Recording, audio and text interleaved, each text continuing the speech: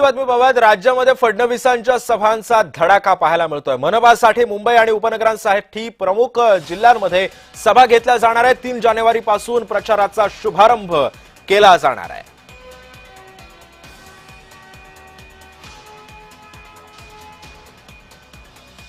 दरम्यान फडणवीसांच्या सभांचा धडाका हा 3 जानेवारीपासून सुरू होतोय।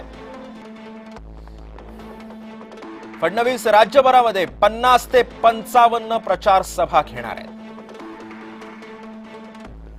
मोठ्या मनपांसाठी 3 ते 4 सभा मुख्यमंत्री घेतील। इतर मनपांसाठी 1 सभा घेतली जाणार आहे।